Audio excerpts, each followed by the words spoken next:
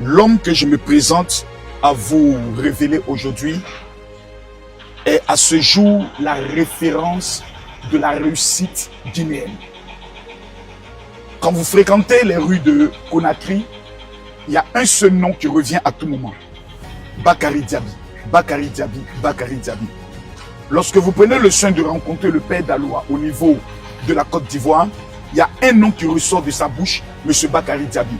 Nous sommes actuellement au domicile de l'homme d'affaires le plus riche, le plus jeune, je peux le dire, le jeune milliardaire. Quand vous prenez tous les entrepreneurs, les jeunes entrepreneurs au niveau de la Guinée, l'homme le plus puissant et l'homme le plus riche, c'est M. Bakary Diaby. Mesdames, Mesdemoiselles et Messieurs, ce que vous vous apprêtez à découvrir est inédit et unique. Parti de rien, il devient aujourd'hui la référence de la réussite totale au niveau de la Guinée. Homme d'affaires, businessman, entrepreneur, cet homme, nous avons décidé de le révéler au monde entier. Suivez-nous.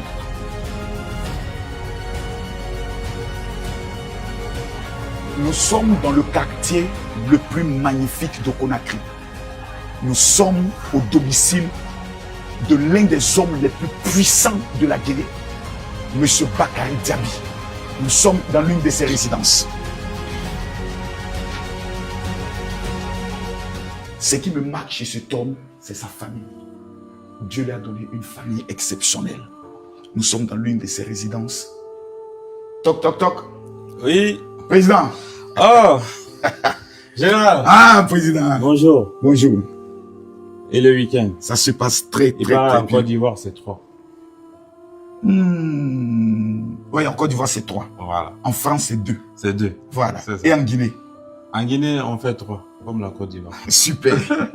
Président. Oui. Ah là, merci beaucoup. Oh my God. Quand c'est un lundi matin comme ceci, quelle est la première des choses qui passe à votre esprit quand c'est lundi matin? Bah, quand c'est lundi, je dis que j'ai une longue semaine et une longue journée. Ok. Après un week-end, le lundi est toujours un jour très chargé et très stressant. Ah. Oui. Président. Oui. Qu'est-ce qui fait votre force? Bon, je ne peux pas décrire exactement ce qui fait ma force, mais je peux juste donner comme exemple ou comme une obligation que je me suis faite, c'est de ne pas forcer les choses dans la vie, de faire les choses de façon naturelle, de ne rien forcer. Comment tout a commencé? Parce que plusieurs personnes me disent, il est parti de rien pour être aujourd'hui à ce niveau. Certains diront, il vient d'une famille aisée. C'est grâce à ça qu'il est ce qu'il est. D'où M. Bakary Diaby lui part. Bon, la vérité, c'est que je remercie le bon Dieu. Je viens d'une famille aisée, d'un père homme d'affaires, très rigoureux, qui m'a donné une éducation exceptionnelle, qui a été très dur avec nous, mais qui nous a aussi donné une belle vie. Généralement, on dit les papas qui ont réussi sont beaucoup doux avec les enfants et autres. Vous rencontrez certaines personnes, ils essaient de trafiquer une histoire autour pour dire non, moi je suis parti à base de rien, tout. Mais vous, votre père, c'était la rigueur. C'était la rigueur, c'était vraiment la rigueur. Il voulait vraiment qu'on ait une bonne éducation. Et il s'est beaucoup impliqué pour qu'on ait cette éducation-là. Tout ce qu'il a pu me léguer comme héritage, c'est son éducation. L'éducation et sa bénédiction. Sinon, mon père, il nous a rien laissé. Okay. Donc, je me suis fait moi-même depuis son décès. C'est-à-dire, c'est le style de père qui dit, si vous comptez sur moi, ma fortune, pour devenir quelqu'un, vous vous trompez. Non. Tout ce que j'ai gagné pour moi et pour moi, que chacun d'entre vous gagne, je vous donnerai simplement l'éducation. L'éducation, il nous a rien laissé comme bien, comme argent. Il nous a juste laissé son éducation et sa bénédiction. Waouh! Donc, c'est de ça que je suis parti. Et ça commence comment? Ben, ça commence en 2014. En 2014? C'est-à-dire 11 ans. Il y a 11 ans. Il y a 11 ans, oui. Ok. d'abord, il était malade. Il a fait 1 an de maladie 2013-2014. Je pouvais pas faire une autre activité que de m'occuper de lui. Et il était affaibli par la maladie, donc il n'était plus aux affaires. Donc, il n'avait pas assez de moyens pour pouvoir continuer à s'occuper de lui. Donc, je touchais les 2 bouts, je me battais pour pouvoir venir au secours, pour pouvoir le soigner, pour pouvoir être présent lors de sa maladie. Donc, c'est quand il est décédé que j'ai ouvert ma société Sogibec et je me suis lancé dans les activités. Est-ce que son départ a créé quelque chose en vous? Comme une révolte, comme quelque chose d'exceptionnel? Oui, parce que il a toujours œuvré, il s'est toujours battu, il s'est toujours dit il faut que vous réussissez, il faut que vous réussissez, il faut que vous réussissez. Donc, le déclic est venu au moment où il est décédé. Je me suis dit, je me retrouve seul. Mon mentor, il est parti. Il n'y a plus personne pour m'aider. Il faut que je me réveille. Il faut que je l'honore. Il faut que je l'honore. Il faut que je l'honore par ma réussite. Parce qu'il a toujours voulu que je réussisse. Donc aujourd'hui, la première force qui me vient, c'est de dire, là où mon père est, il faut qu'il soit fier de moi. C'est ça ma première force. C'est ça ma première motivation. Et comment vient le nom de l'entreprise? Bon, on était avec des amis avec qui on a créé la société, un cousin et un ami. Appelle-moi le nom de la société Société guinéenne de business, d'équipement et de construction. Ouais, Sogibec. Donc avec des amis? Oui, avec 2 associés, on s'est assis, on a créé la société. Et c'est comme ça, on a commencé à démarcher les entreprises pour pouvoir avoir au moins les premiers contrats. Et c'est ainsi que Dieu a fait, on a eu notre premier contrat. Et en se démarquant des autres. Pour l'anecdote, on a écrit à une société qui prestait pour un opérateur en place. Et on s'est dit, attendez, ils ont beaucoup de sous-traitants, comment est-ce qu'on peut attirer leur attention? J'ai dit, bon, ce qu'on peut faire, demandons-leur qu'ils nous accordent un site et qu'on va préfinancer. C'est ainsi qu'on a fait le courrier d'offres, on les a envoyés. Et quand le monsieur, il a vu le directeur, il a dit, ah ben voilà. Il nous a convoqués, on est venu. Il nous a demandé, est-ce que ce que vous avez dit dans le courrier, est-ce que c'est vrai? Vous pouvez préfinancer ces marchés? Enfin, si pour vous, c'était une stratégie. C'était une stratégie. Pour se démarquer. Tout à fait. Et pendant que nous, on écrivait ça, on n'avait rien. On n'avait rien. La stratégie. La stratégie. Ouais. C'est-à-dire, on va par la foi, il faut marquer. Il faut marquer son territoire. Il faut marquer. Il faut pas venir comme tout le monde vient. Tout à fait. Du moment où il y a beaucoup de sous-traitants, tous les jours, j'imagine qu'il reçoit des centaines d'offres là-bas. Exactement. Mais il fallait se démarquer. Donc, on a écrit le courrier, on a dit, on peut préfinancer vos contrats que vous allez nous attribuer. On a été convoqués, on a réitéré sur place ce qu'il nous a dit, et il nous a donné une première chance en nous attribuant un premier site que nous nous sommes battus pour le réaliser avec beaucoup de difficultés, parce qu'il fallait honorer. Tout à fait. L'engagement. L'engagement. On n'avait pas de sous, donc il fallait voir la famille, les amis, pour pouvoir emprunter. On a le marché, on court maintenant, on dit les gars, on a quelque chose. On a quelque chose. Aidez-nous. Donc à travers les amis, la famille, on a pu mobiliser les fonds. Et moi-même, je suis allé sur le site.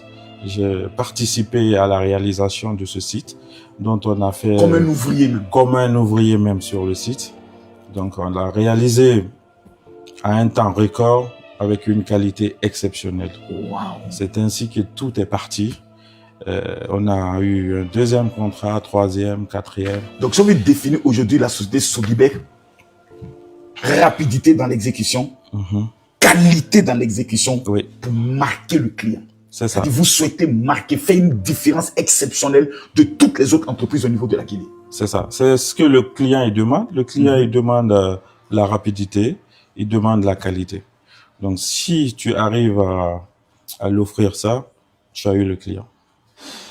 Mesdames, Mesdemoiselles et Messieurs, je souhaiterais que nous puissions aller plus loin. Au-delà de la présentation de l'homme, de ses débuts, nous allons prendre le soin de nous rendre à cet instant précis au sein de la société Sogibek avec son PDG, dans le but de pouvoir découvrir tous les aspects de cette entreprise. Vous êtes dans l'émission Révélation d'une personnalité avec l'homme qui est aujourd'hui la référence de la réussite de la jeunesse.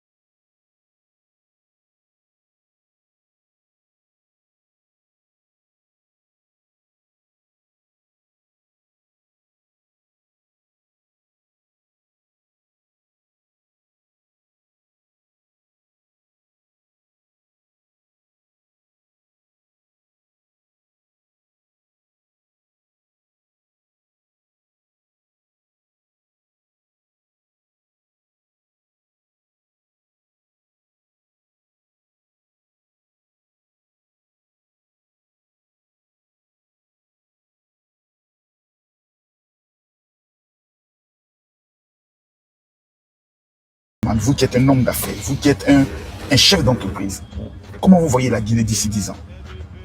Dans 10 ans, la Guinée sera le Dubaï de l'Afrique. Convaincu à 100%. À 1000%. Nous serons le Dubaï de l'Afrique. Un grand homme m'a dit mot pour mot ce que vous êtes en train de me dire. Ouais. Je dis bien mot pour mot. Et vous êtes convaincu. Qu'est-ce qui vous amène à une telle conviction? Déjà, avec les dirigeants actuels, le président de la République, le général Mamadi Doumbouya, et tout le gouvernement, ils ont cette vision-là, ils ont cet engagement-là, cette motivation de changer les choses, de faire élever le niveau de la Guinée à un niveau tel que forcément nous pouvons être comme Dubaï dans 10 ans. Vous, en tant que chef d'entreprise, quelqu'un qui payait ses impôts, qui participait au développement de ce pays, est-ce que ce président et son gouvernement vous inspirent confiance et démontrent, et vous sentez en eux qu'il y a vraiment cette motivation? Oui, depuis 3 ans ou 4 ans, ils sont là. C'est le changement, il est visible. Les réalisations sont visibles. Vous voyez? Donc, moi, j'ai confiance. J'ai confiance. Parce que nous avons vu tellement de réalisations quand nous sommes arrivés, des choses qui choquent. On a eu à rencontrer, par exemple, le général Amara qui nous disait « Nous sommes prêts à mourir pour voir notre pays vraiment se positionner au niveau de l'Afrique après 40 ans de retard. » Quelle sera la participation de Sogibek dans cette grande vision? La participation, c'est déjà son engagement, sa motivation. Nous allons nous battre dans notre secteur à créer de la richesse, à créer de l'emploi. Ça va être notre participation pour pouvoir soutenir les autorités en place. Surtout la création de l'emploi. Création de l'emploi, création de richesses, parce que le pays en a besoin. Et l'État ne peut pas tout faire. L'État a besoin du secteur privé. Privé pour pouvoir développer le pays.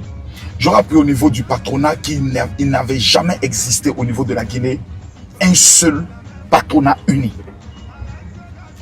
Oui, c'est la première fois que nous arrivons à avoir un patronat uni, dont je fais partie du conseil d'administration. Ok. Je suis un des vice-présidents du patronat. Donc aujourd'hui, comme je l'ai dit, beaucoup de choses ont changé. À part les réalisations que vous voyez qui sont visibles, mais il y a eu un travail de fond. Il y a eu un travail vraiment de fond qui n'est pas forcément visible, mais qui impacte beaucoup dans la société actuelle. Ok. Voilà. Ça, c'est très intéressant. Président, le jeune Guinéen aujourd'hui qui vous regarde, avant que nous arrivions au niveau de votre entreprise, qui se dit, moi je n'ai rien aujourd'hui, je n'ai pas de père, je n'ai pas de mère. Le jeune Africain qui vous regarde, quel serait le premier conseil que vous lui donnerez? Le premier conseil directement qui vous vient à l'esprit. Le premier conseil que je peux donner à ce jeune, c'est de se réveiller et de se mettre au travail. Mais il vous dit, je n'ai pas de travail, je n'ai rien. Je ne sais même pas comment, par où commencer. Je te donne un exemple tout de suite là. Je t'ai dit que mon père nous a rien laissé. Après son décès, il nous a pas laissé d'héritage. Mais je me suis levé sans rien. Je me suis battu comme il fallait. Je suis allé. Se lever, oui, se battre, oui, et aller. Aller, oser. Il faut être audacieux. Même sans rien, tu dis, c'est ça je veux, je commence. Je commence ici, c'est ce que je veux, la conviction. J'essaie de m'aider autres. Il y a une agence qui est là spécialement pour apporter tout son, je pourrais le dire, le conseil technique et autres, stratégique. Tout à fait, tout à fait. On parle beaucoup du secteur minier. Pourquoi ce secteur n'a pas d'abord inspiré ou attiré M. Bakary Diaby? Mais si, depuis 1 an, je suis dans le secteur minier. Ah, ça. Parce que ça là me paraît vraiment curieux qu'un Guinéen avec toutes les richesses sur le plan du sous-sol, donc depuis 1 an. Depuis 1 an que je me suis intéressé dans les mines. Qu'est-ce qui vous a poussé à vous intéresser aux mines? Mais quelque chose qui se trouve chez nous. On voit les autres venir chercher la chez chose. nous. Pourquoi nous-mêmes on ne va pas chercher? Selon vous, si on doit faire une politique spéciale du secteur minier, pensez-vous que le secteur minier, l'or, je pourrais le dire, le fer, le bauxite, on doit faire la préférence nationale, c'est-à-dire les nationaux, ou bien selon vous les entreprises étrangères? Bon, Monsieur Bakary Dabi, soyons honnêtes. Vous savez, moi je suis panafricain. S'il y a de l'expérience ailleurs, et que cette expérience puisse venir s'associer avec des locaux, je pense que c'est une bonne collaboration pour pouvoir développer le secteur. Parce que tu ne peux pas te lancer dans un secteur aussi que tu ne maîtrises pas. Tout à fait. Tu risques d'échouer.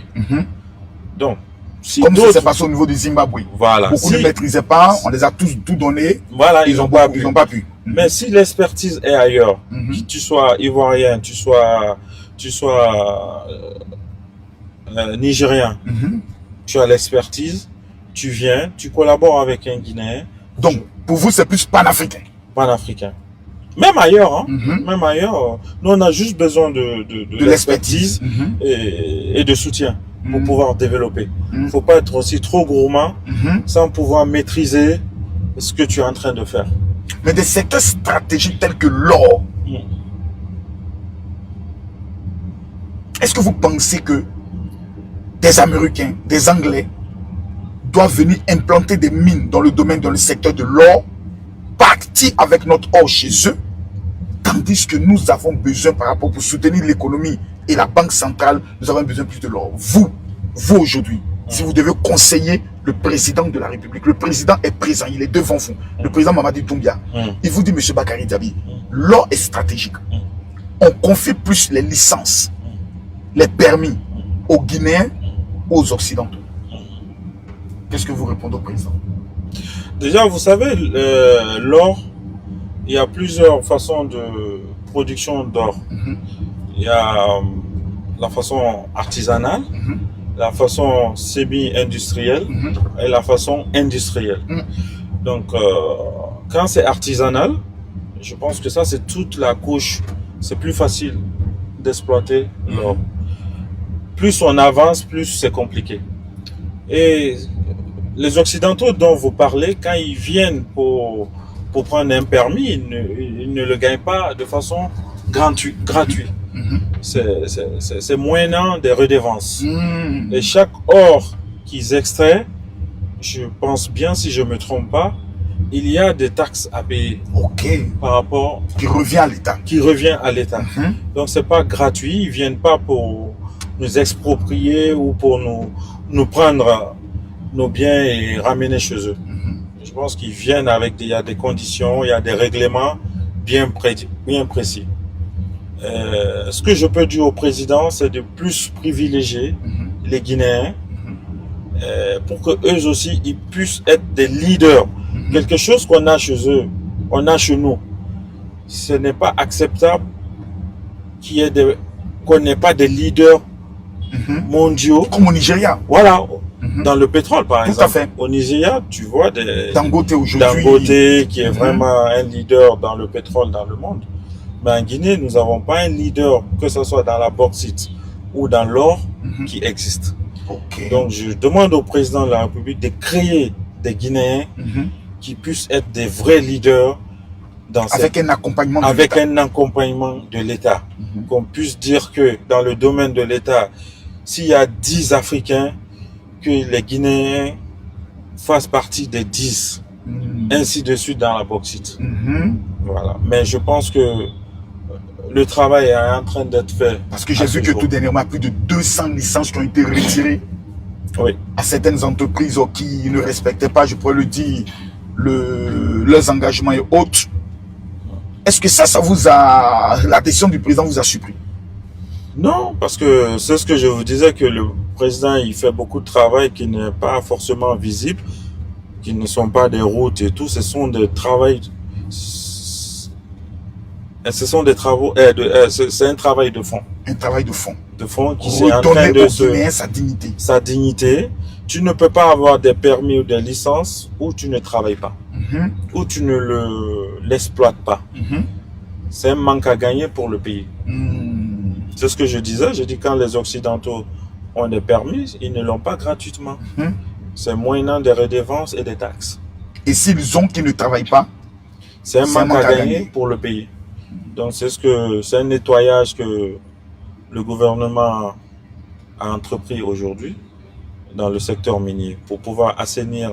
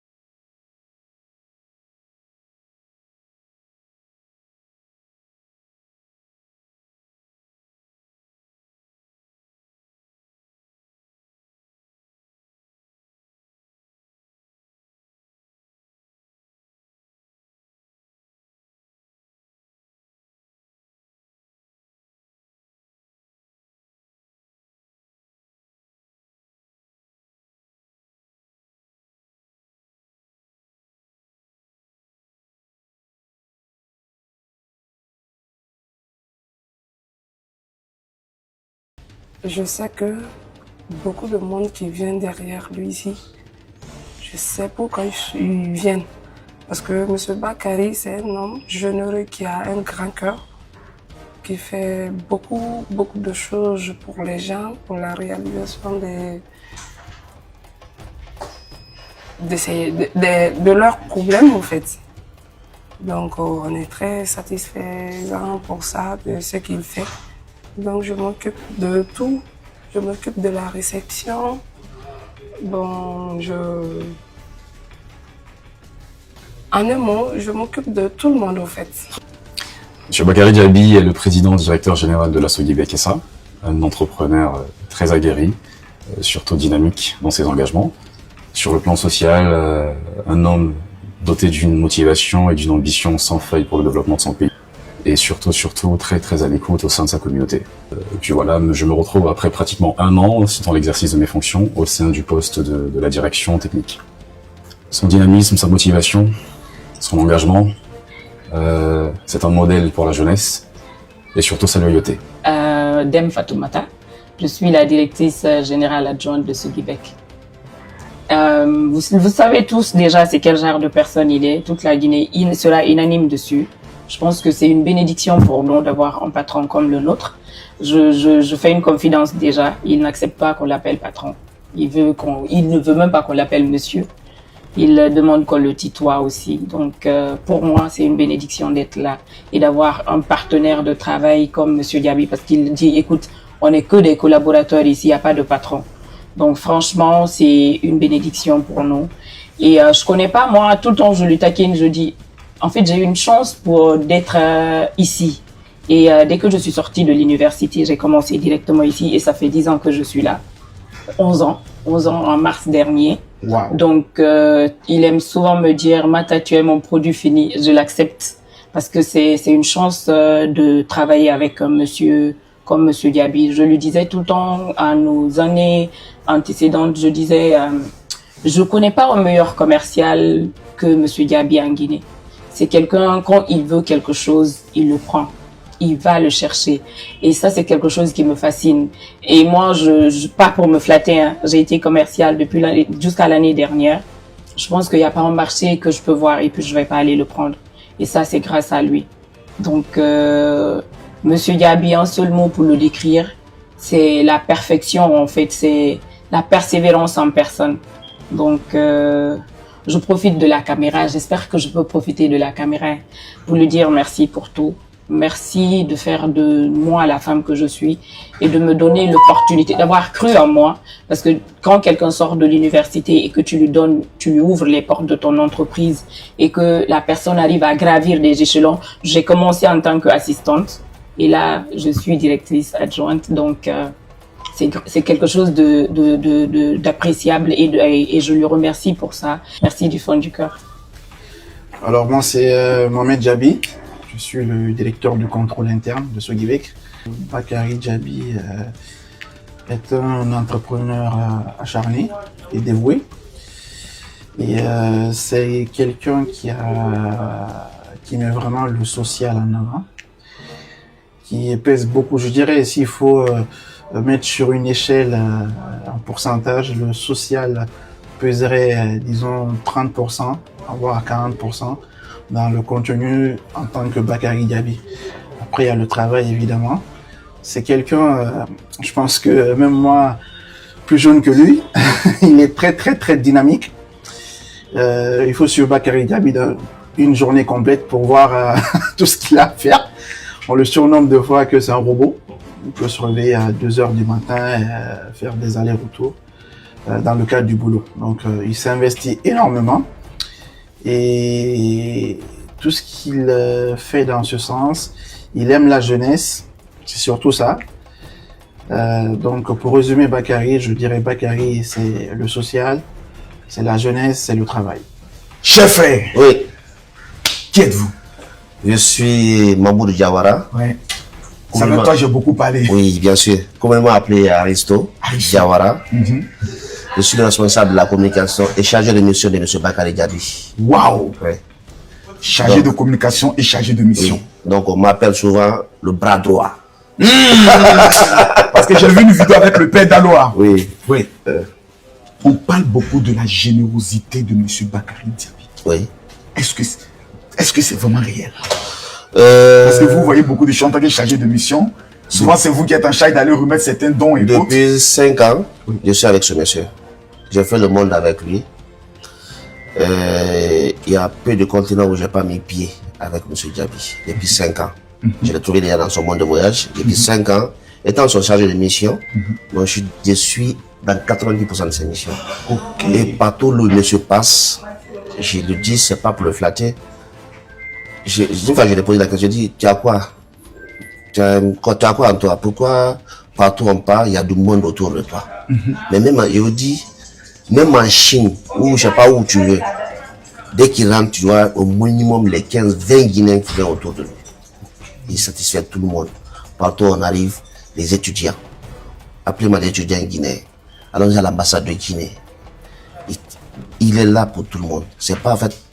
M. Diaby, c'est la Guinée, quoi. M. Diaby, c'est l'hospitalité guinéenne en sa définition la plus pure. Voilà. C'est ça. C'est ça. Aujourd'hui, dans le secteur du travail, Oui. qui est M. Bakary Diaby? Côté boulot, parce que Côté boulot, vous voyez les partenariats qui se tissent, ses rapports avec ses partenaires étrangers, autres, ses fournisseurs, autres. Côté boulot, M. Diaby, c'est une machine. C'est une machine qui ne se repose pas. Et même malade, il est debout. M. Diaby reçoit par mois le minimum les 20-25 partenaires par mois. Oui. Dans tous les domaines. Et ça, il ne fait pas de tri. Hein. Que ce soit le petit entrepreneur ou grand. Donc, il ne fait pas de tri. C'est quelqu'un qui est très ouvert.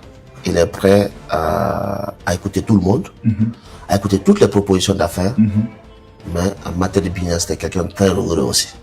Ok. Vous ne le voyez pas comme ça, mais en matière de business, c'est un monstre. il ne rigole pas. Ok. Ah, il ne rigole pas, il est intraitable. Quand vous parlez social, il est là. Et M. Diaby, il peut te soigner sans te connaître. Il ne cherche pas à savoir qui tu es. Dès que je reçois un appel, à telle personne est malade, j'envoie des images, reste des blocs, occupe-toi de ça. Mais en business, il ne rigole pas. Ça, il veut connaître qui tu es, avec qui il doit faire affaire, où sont tes installations. Et j'envoie une équipe, souvent, il dit, bon, écoutez, allez-y voir telle personne, pour voir où il est, il fait quoi réellement, parce que moi, j'ai des informations. Donc, c'est quelqu'un qui ne rigole pas sur ce plan. Et c'est un grand travailleur. Est-ce qu'il y a quelque chose depuis que vous êtes avec lui? Il y a un événement, il y a une situation qui vous a beaucoup marqué depuis que vous êtes avec lui. C'est toujours dans votre tête quand vous pensez à ça. Quelque chose qui vous a plus marqué?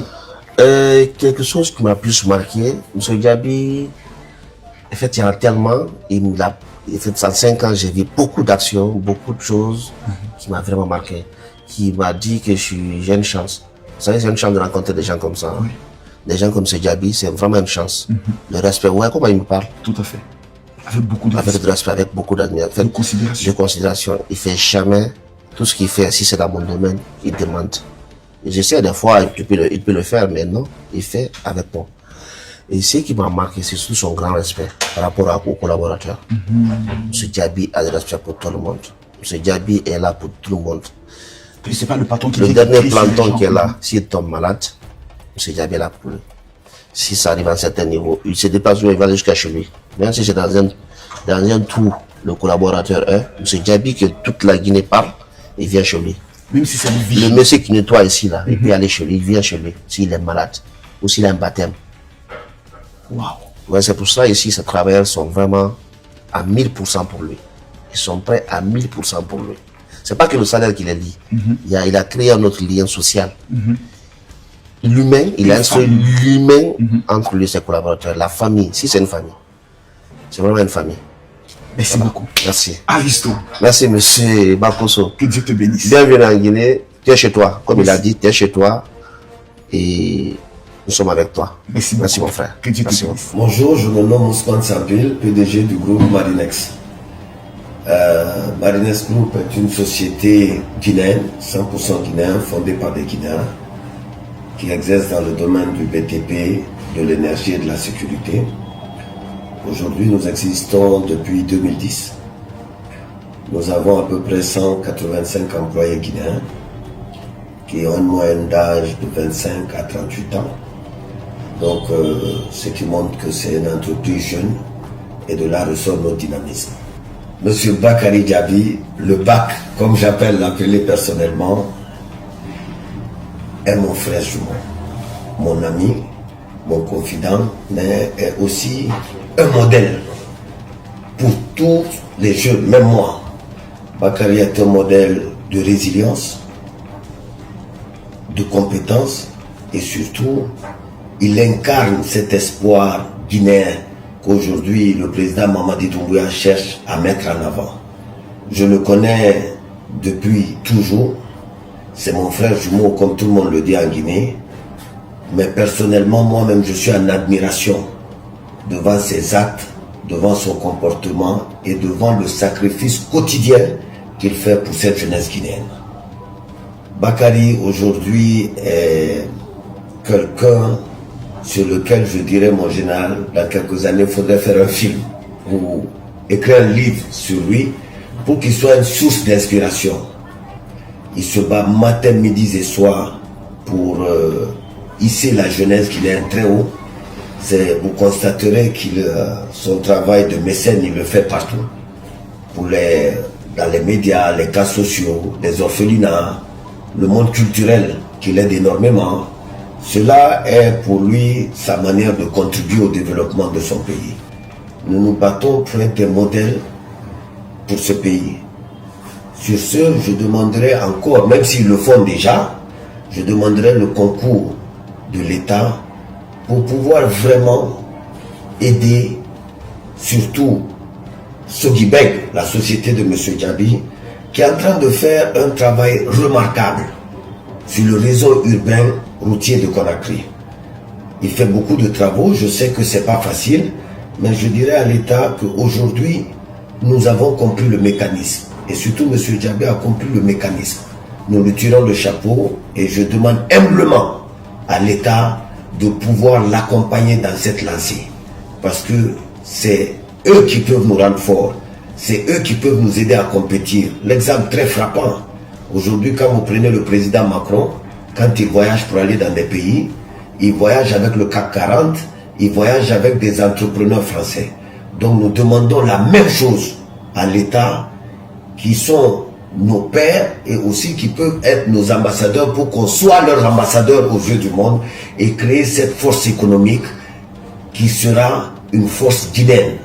Et ça créera beaucoup plus d'emplois pour la jeunesse guinéenne. Donc on demande vraiment l'aide de l'État et qu'on puisse vraiment le soutenir parce qu'il le mérite.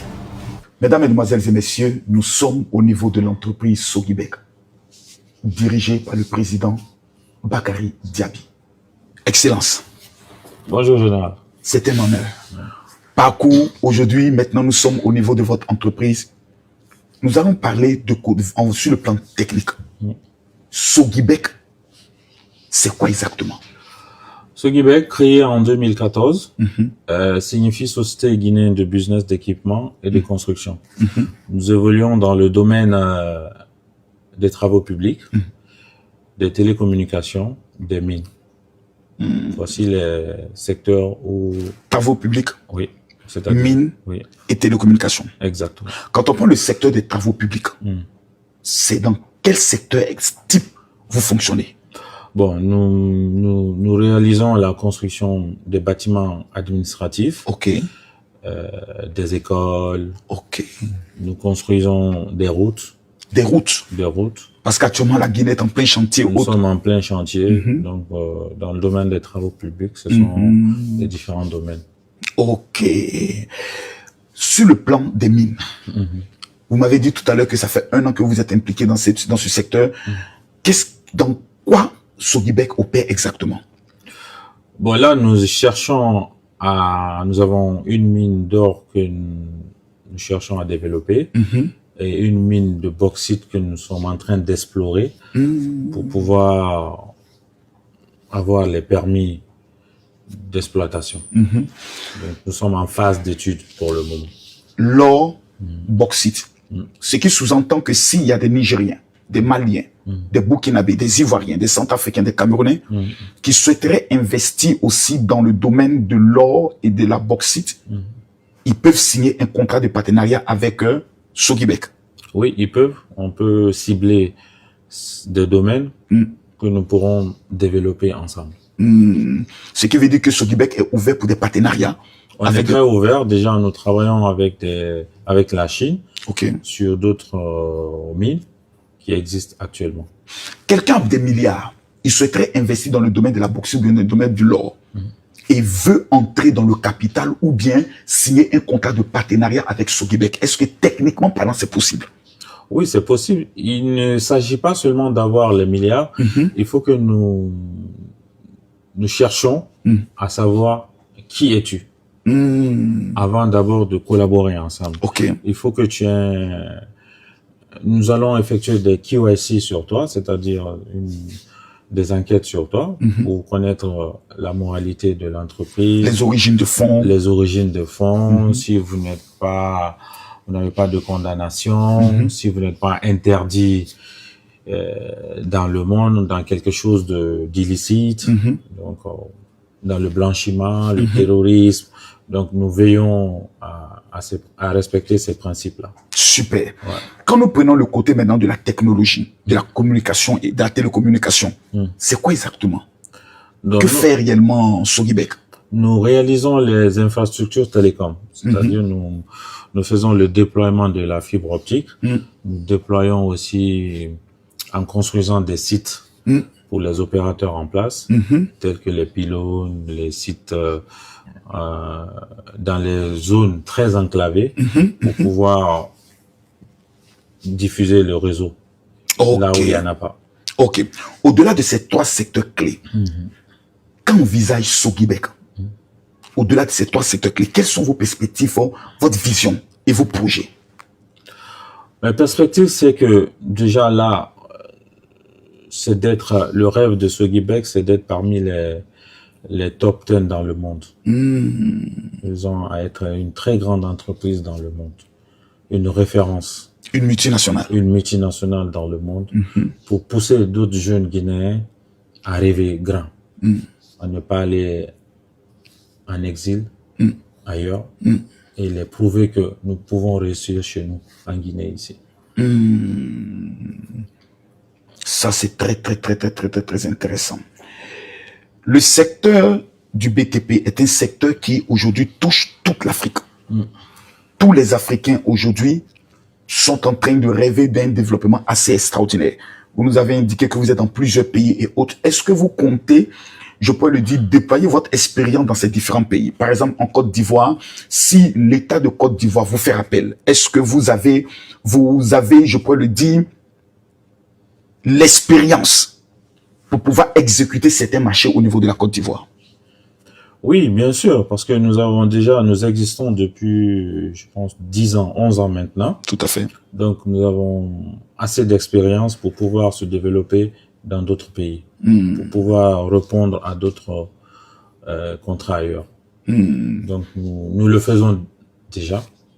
Nous sommes déjà dans d'autres pays où nous avons certains contrats que nous réalisons. Waouh, extraordinaire. Est-ce que vous prévoyez opérer dans d'autres secteurs, au-delà du BTP, des mines et de la télécommunication? Vous savez, moi, je suis un homme d'affaires. Donc, un homme d'affaires, c'est quelqu'un qui sait sentir les opportunités, avoir le flair des opportunités, les saisir et les développer. Ok. Ce qui sous-entend que si un pays fait appel à vous dans un secteur clé, en tant qu'opérateur économique, et que ce secteur vous intéresse, vous êtes prêt à y aller? Je suis prêt à y aller. C'est très intéressant ça. Ce qui sous-entend que les businessmen camerounais, ivoiriens, togolais, béninois, je pense déjà à un partenariat entre un homme que je connais au niveau du Togo, qui rêve s'implanter au niveau de la Guinée. Je pense que ça va faire quelque chose d'exceptionnel. Président, on parle beaucoup de votre générosité à aider des familles, à aider des personnes qui traversent des moments difficiles. Nous connaissons des personnes qui ont réussi, mais qui n'aident personne.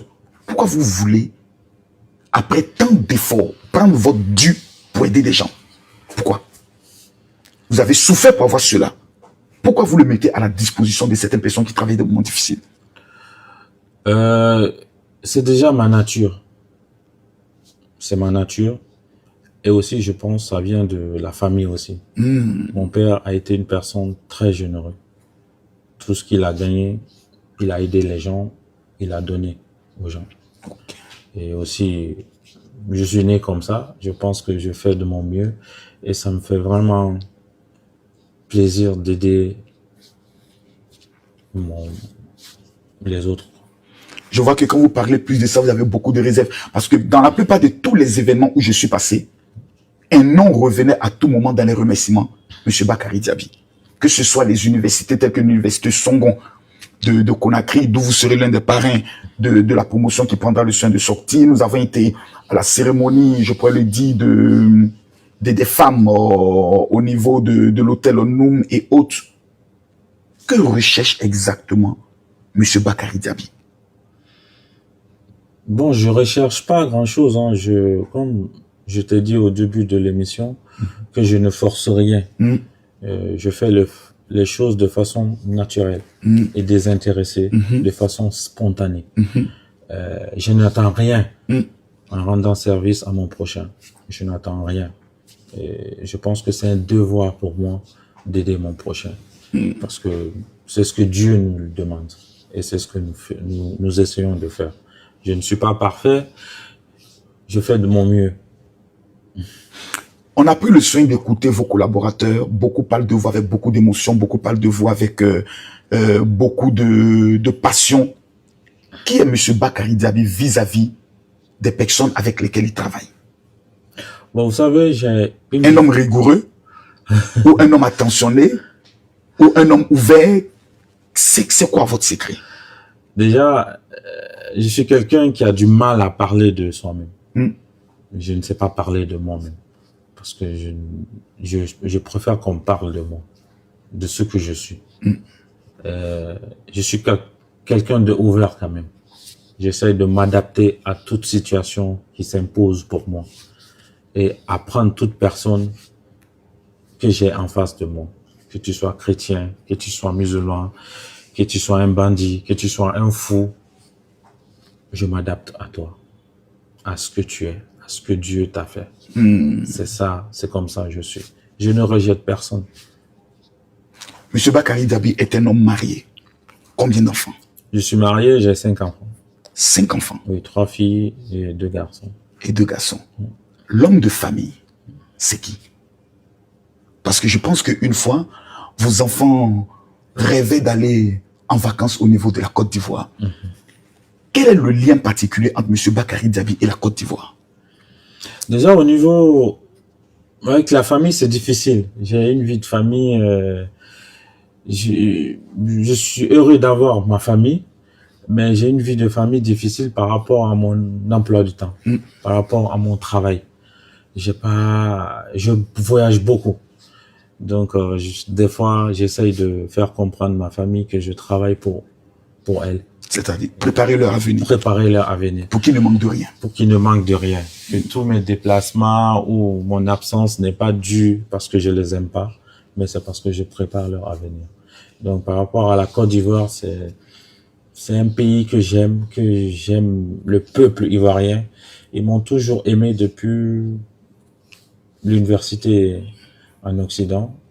J'ai toujours été très d'accord avec les Ivoiriens. Ils ont été toujours là pour moi, pour me soutenir, pour me mettre en avant. Ça a toujours été comme ça. On vous a jamais pris pour un petit Djoula? Si. Parce qu'il y a beaucoup de similitudes, de ressemblances entre les Guinéens et les Ivoiriens. Quel serait votre souhait des rapports entre la Guinée et la Côte d'Ivoire? Parce que tout dernièrement, lors de la visite du président de la République, vous avez été de la Guinée au niveau de la Côte d'Ivoire. Quels sont vos rêves des relations entre la Côte d'Ivoire et la Guinée? Mon rêve, c'est plus renforcer cette cohésion, renforcer l'amitié qui existe entre les deux peuples et enlever toutes les barrières et que ça soit vraiment, vraiment dans le sens propre, que ça soit le même peuple. Fantastique. Mesdames, Mesdemoiselles et Messieurs, il y a des entreprises avec lesquelles on peut évoluer. Il y a des entreprises qui sont dignes de confiance. Il y a des entreprises qui marquent le temps et la génération. Tout ce qui concerne BTP, tout ce qui concerne le secteur des mines, tout ce qui concerne, je pourrais prendre le soin de le dire, le secteur de la télécommunication, Sogibek est aujourd'hui une référence sûre avec laquelle on peut prendre le soin d'évoluer. Monsieur Bakary Dabi, plusieurs entreprises vous regardent, souhaiteraient travailler avec vous.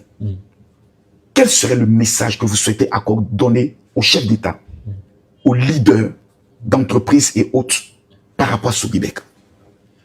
Mon message au chef de l'État, le président général Mamadi Doumbouya, c'est de continuer la démarche qu'il a commencée, c'est-à-dire créer l'environnement propice aux affaires.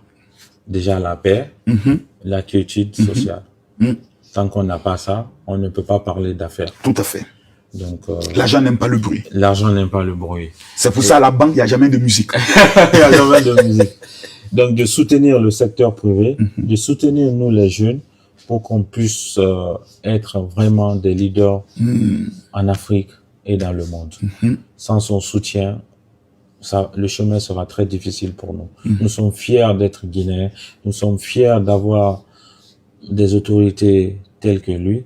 Donc, nous comptons beaucoup sur lui pour qu'il puisse nous aider. Tout à fait. Nous donner l'environnement qu'il faut pour les affaires.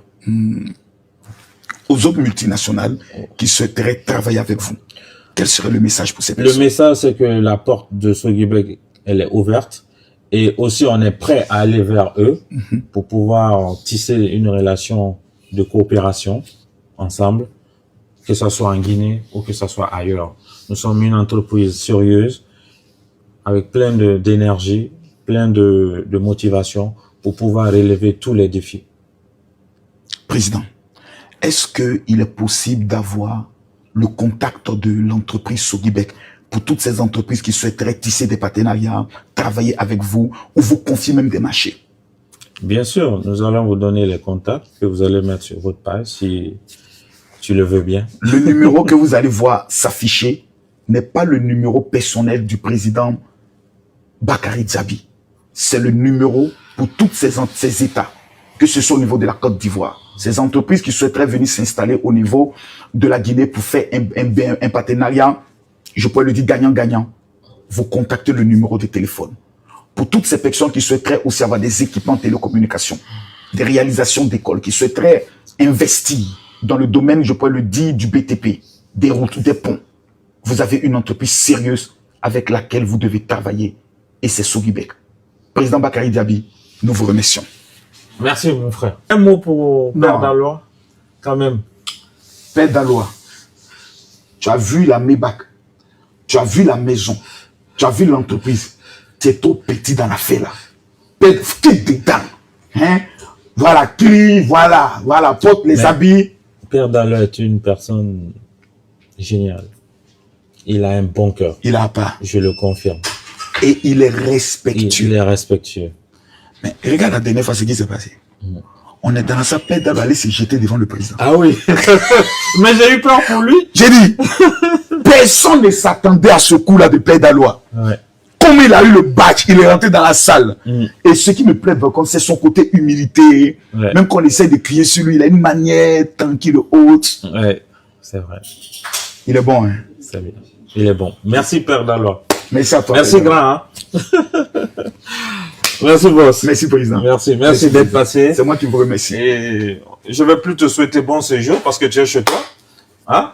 Je suis chez moi. Tu es chez toi? Voilà. Des hommes comme M. Bakary Djabi sont des hommes d'excellence qui projettent le futur de la Guinée. Je vais demander à tous les Guinéens de partager énormément cette vidéo et de liker. Parce que si nous ne savons pas booster des hommes d'excellence, c'est que nous devenons les sorciers de notre continent. Le gouvernement guinéen doit savoir propulser ces gens d'hommes. Des hommes qui ont une référence, des hommes qui ont un cœur, des hommes qui aiment la Guinée. Et M. Bakary Djabi est un homme de référence et d'excellence. Les marchés stratégiques de l'État, ils doivent faire partie. L'État guinéen doit faire de Bakary Djabi un modèle et une référence pour la jeunesse guinéenne. Mesdames, Mesdemoiselles et Messieurs, si vous souhaitez rentrer en contact avec la structure de M. Bakary Djabi, nous avons mis le contact. Mais je peux vous dire une seule chose. M. Bakary Djabi, c'est le cœur, la détermination et l'excellence dans le travail qui détermine sa personne. Que Dieu vous bénisse. Prochaine personnalité à suivre. Restez connectés et abonnez-vous sur notre page. Je demande à tous les Guinéens de soutenir le général Makosso, qui est un grand frère pour moi.